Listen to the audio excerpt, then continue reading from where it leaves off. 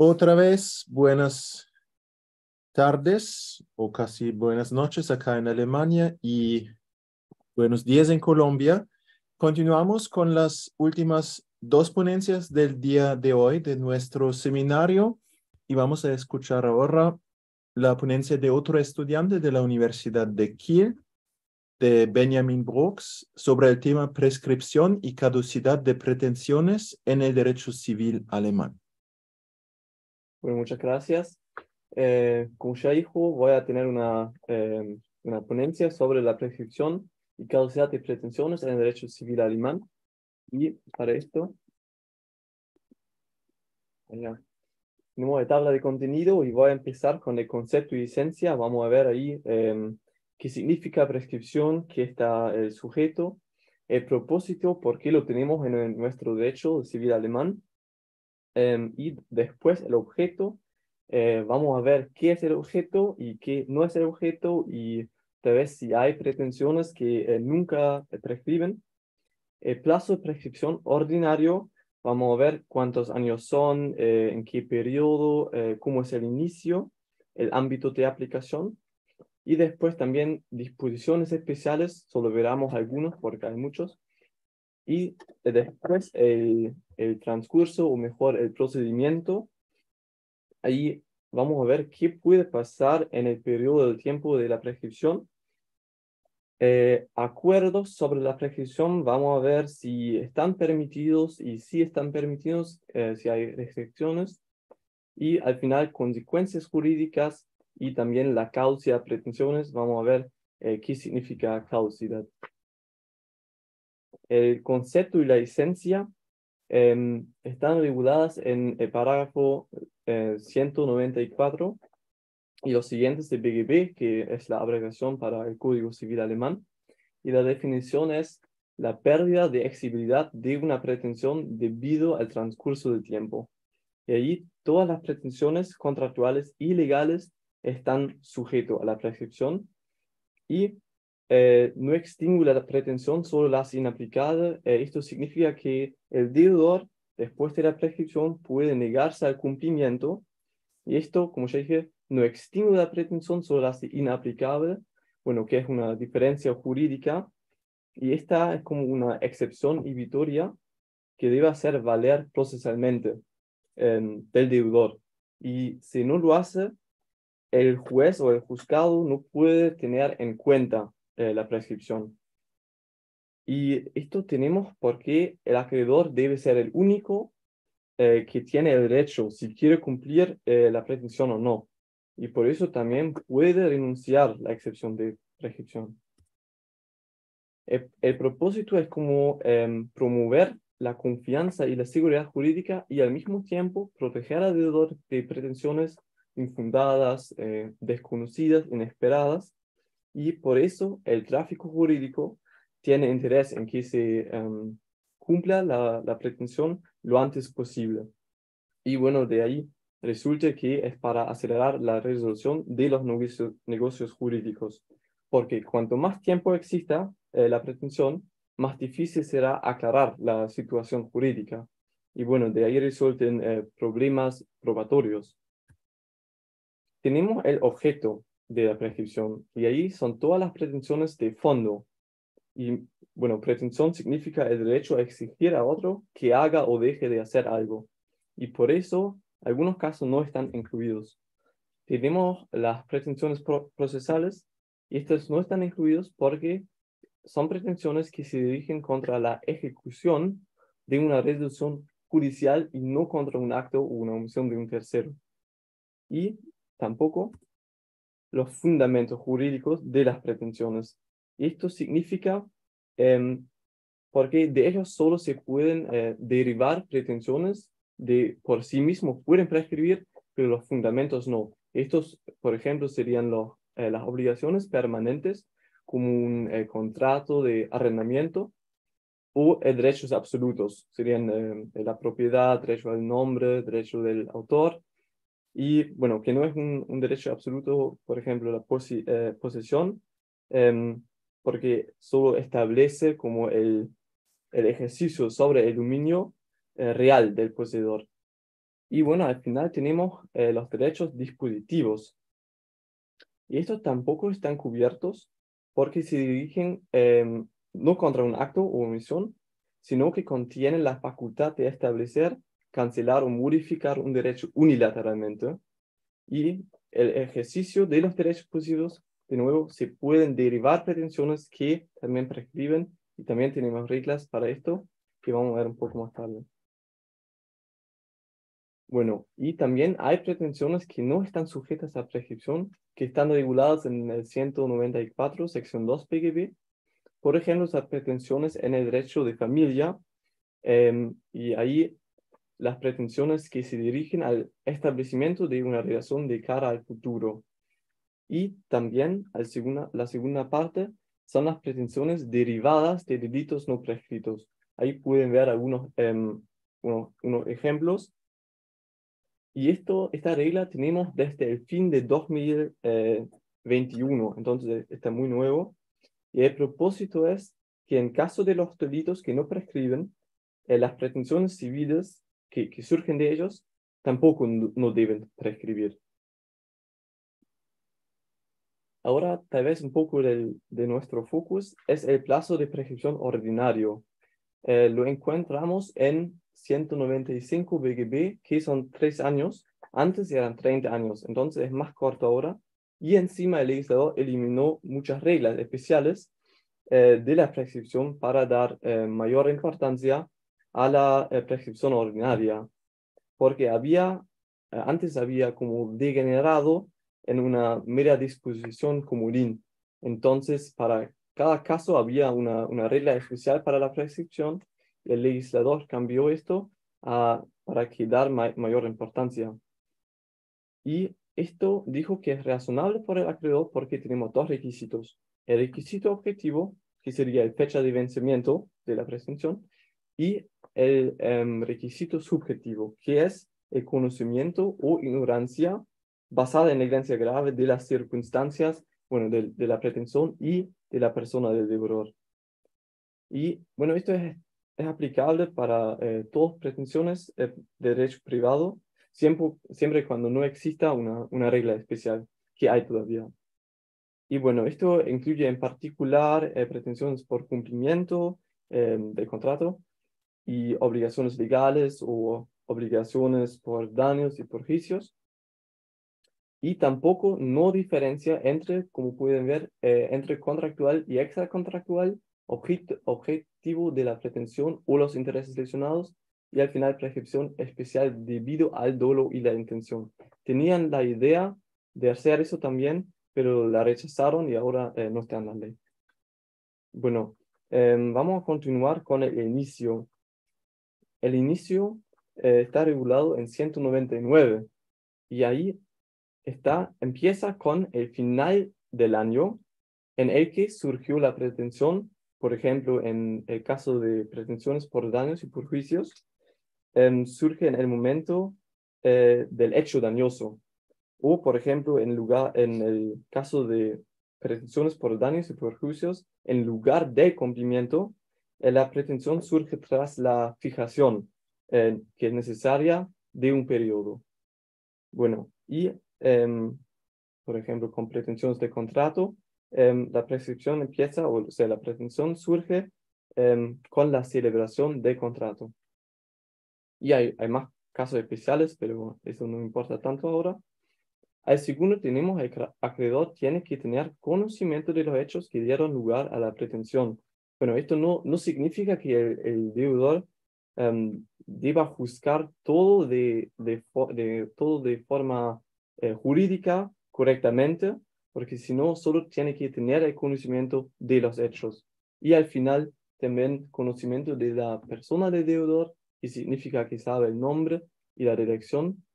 En caso de deudores solidarios, depende de cada persona y por eso la prescripción puede correr diferente. Y esto se llama como el principio último. Si tenemos estos requisitos hoy, la prescripción empieza al final del año, entonces el 31 de diciembre de este año.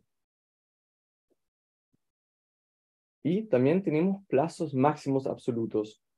Y ahí tenemos 30 años para las pretensiones por daños y perjuicios basadas en lesiones a la vida, la integridad física, la salud y la libertad. Y ahora la gran diferencia es, estas comienzan sin conocimiento desde la comisión del hecho. Entonces, sí, comienzan sin el conocimiento, y es porque si no es regulado así, no podría surgir la prescripción si no se cumplirían los requisitos de antes. Y por eso tenemos siempre 30 años desde el conocimiento, desde la comisión del hecho. Y bueno, todas las demás pretensiones tienen 10 años. Y bueno, hay disposiciones especiales de prescripción. Por ejemplo, en parágrafo 197 tenemos 30 años para daños debidos a la violación dolosa de la integridad personal.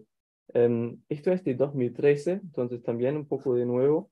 Y esto lo cambiaron porque había muchos casos de abusos sexuales en el lugar de la familia, de la iglesia, de internados. Y por eso lo cambiaron así, porque las víctimas tenían obviamente como problemas psicológicos después, y no tenían suficiente tiempo o no podían hacer valer de las pretensiones, y por eso ahora tienen 30 años. Y bueno, las pretensiones también de restitución de bienes y otros derechos reales, las legalmente estabilizadas y pretensiones tituladas también son de 30 años. Y obviamente en la ley de garantías por defectos también hay reglas especiales. En el derecho de compraventa, por ejemplo, tenemos una prescripción más corta de 2 años. Y bueno, se necesita un defecto material o legal, y antes era 6 meses. Entonces, en lugar de derecho de compraventa, ahora es más, pero de compartir a los 3 años es más corto. Y bueno, en particular serían las pretensiones de cumplimiento posterior por daños y perjuicios, y bueno, los reembolsos de gastos. Y también tenemos el caso de ocultamiento doloso, y en este caso no se aplica la prescripción más corta del derecho de compraventa de 2 años, sino la que de 3 años, porque no se quiere proteger al vendedor que hace el ocultamiento doloso, digamos. Bueno, y el derecho de arrendamiento también tenemos 6 meses, entonces mucho más corto. Esto es porque se quiere una resolución muy rápida de las pretensiones, y por eso las partes deben aclararse lo antes posible sobre existentes pretensiones. Esto es para las pretensiones del arrendador y del arrendatario. Y bueno, también del derecho de obra y servicios hay, como en el derecho de compraventa, una prescripción de 2 años, en casos especiales también en 5 años. Acá pueden ver el procedimiento de la prescripción. Entonces, solo porque ya empezó la prescripción no significa que siempre pueda continuar sin obstáculos. Hay que hacer algo, porque si el acreedor, por ejemplo, interpone una acción, hay que proteger al acreedor, que su pretensión no prescribe, porque si yo interpongo una acción y 3 días después mi pretensión prescribe, ya perdí. Para esto tenemos la inhibición del parágrafo 204. Tiene un montón de números, pero vamos a ver el número 1 y un número 3. Y para el número 1 se necesita el requisito que el acreedor, por ejemplo, presentó la acción ante el tribunal, y la acción se interpone mediante la notificación del escrito de demanda. Y bueno, esto puede ser un problema, porque si el acreedor no puede influir el tiempo que pasa desde presentar ante el tribunal hasta su notificación al demandado. ¿Y qué pasa si en este tiempo la prescripción prescribe? Bueno, para este caso tenemos el parágrafo 167 del Código de Procedimiento de Civil. Y ahí dice, la suspensión o la inhibición ya empieza retroactivamente con la recepción de demanda por el tribunal si la notificación es inminente. Y como inminente se necesita que la parte notificante deba haber hecho todo lo razonable para garantizar una pronta notificación, pero no tienen la obligación de controlar la actuación del tribunal. Y hay que decir que 167 no es aplicable si la parte del demandado o su abogado son responsables por un retraso que es significante de la notificación. Por ejemplo, si no pagó a tiempo el anticipio de los costas judiciales. Y también tenemos el número 3. Ambas alternativas que pueden ver en número 3 causan los mismos efectos positivos, pero la demanda tiene que estar suficiente individualizada. Significa que el deudor debe ser capaz de reconocer qué pretensiones se hacen valor contra él. Y al final tenemos la reanudación en parágrafo 212, y ahí la prescripción puede empezar de nuevo cuando el deudor reconoce la pretensión al acreedor mediante, por ejemplo, un pago de un anticipio, un pago de interés u otra forma. Y el reconocimiento significa que el deudor muestra claramente que es consciente que el acreedor tiene una pretensión contra él. Y bueno, ahí obviamente no se aplica el principio último, sino se reinicia al día siguiente del reconocimiento. También hay acuerdos, vamos un poco más rápido, están permitidos, pero tienen restricciones de que la responsabilidad por dolo no se puede alegarse de antemano.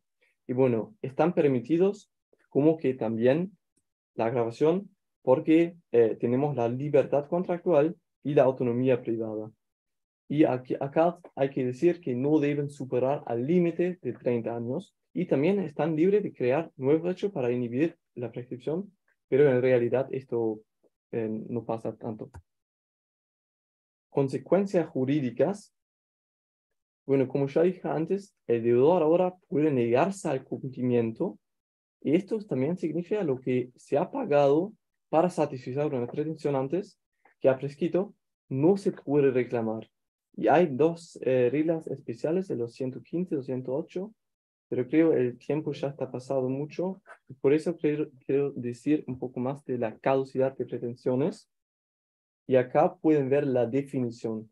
Es la pérdida de un derecho que el acreedor no ha ejercido durante un periodo de tiempo prolongado, de modo que el deudor podía esperar razonablemente que ya no se le consideraría responsable.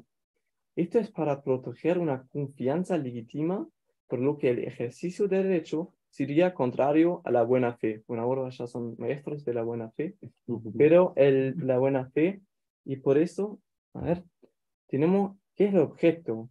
Y pueden ver el objeto, y hay que decir, la caducidad de pretensiones es un instituto que debe aplicarse de forma restrictiva, porque el derecho habiente, el acreedor, por ejemplo, debe ser libre de agotar el plazo de prescripción.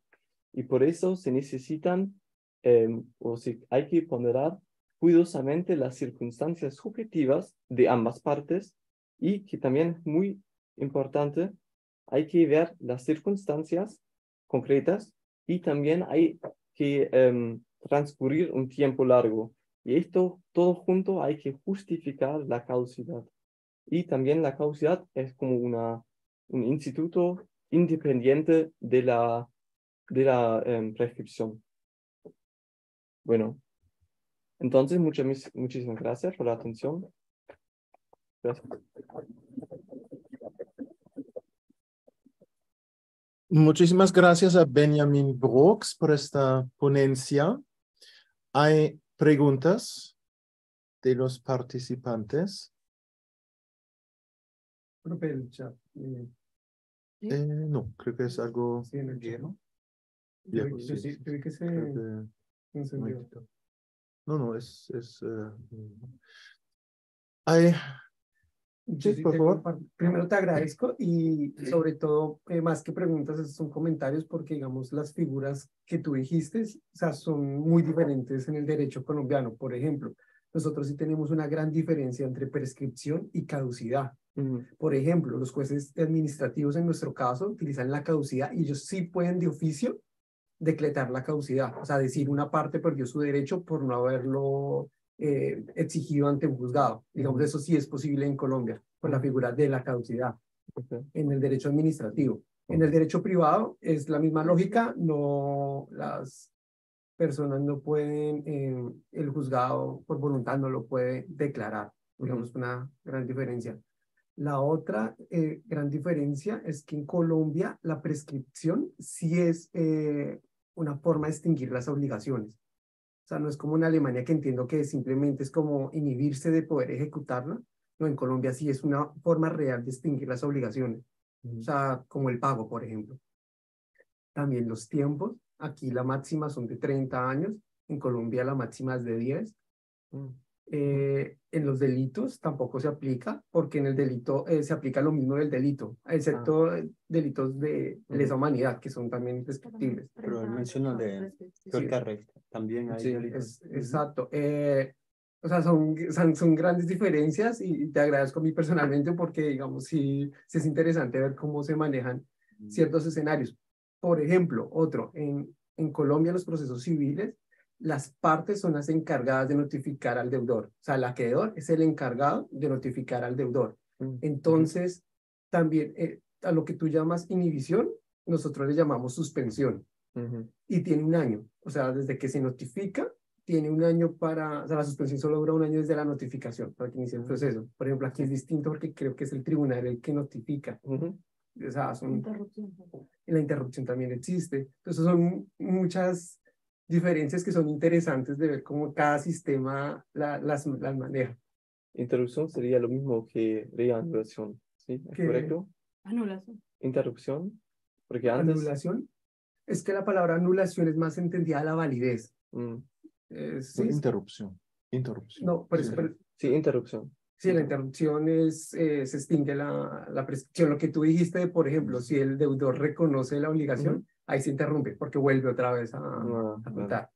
Entonces tenemos dos figuras, la suspensión, lo que tú llamas inhibición, creo, y tenemos la interrupción. Sí. Pero tiene dos efectos jurídicos distintos. La suspensión suspende, cuando vuelve a retomarse, se coloca ahí en ese mismo sitio donde quedó. La interrupción inicia a contar desde cero, cuenta desde cero. Antes creo también se llamó en el derecho alemán también la Unterbrechung, pero eso es forma como si no se entiende tan bueno. Y entonces en el derecho colombiano el acreedor puede suspender la prescripción él mismo, sin ayuda del juzgado. Desde que presenta la demanda, se entiende lo mismo que acá, se entiende desde que presenta la demanda, se entiende, suspendido, no, ahí se siente, creo que interrumpido el término, desde que presenta la demanda. Incluso si no te he notificado, por eso la obligación del acreedor de notificarte dentro de ese año siguiente, porque si no podría él presentar la demanda y quedarse toda la vida sin notificar al deudor. Entonces, desde que la presenta, la interrumpe y tiene un año para notificar a la contraparte. La gran ventaja en Colombia es que ahora esa notificación se hace vía electrónica. Entonces, simplemente con enviar un correo electrónico, ya estás notificada la demanda. Digamos que es otra. Pero entonces la notificación es adicional a la demanda. Sí. Entonces sí se necesita una demanda, ¿sí? Como en el derecho alemán. Pero adicionalmente la notificación. Pues en el derecho alemán se considera que con la entrega de la demanda en escrito al deudor, él ya tiene conocimiento, por eso no se necesita una notificación adicional. Ok. No, en Colombia sí funciona distinto porque se presenta la demanda, el juzgado la estudia, y después de que la admite, bueno, sí, la admite, autoriza a la contraparte para notificarla. Sí funciona. Bueno, pues funcionaba porque, digamos, con la pandemia esto cambió y ahora, como funciona en teoría es, yo presento la demanda tanto al juzgado y a la vez te notifico a ti que te demandé en el juzgado. aun si el juzgado no se haya decidido, pero por efectos técnicos le interrumpe desde el correo, por eso digo que es un poco más rápido. Sí. ¿Hay más preguntas? Más preguntas.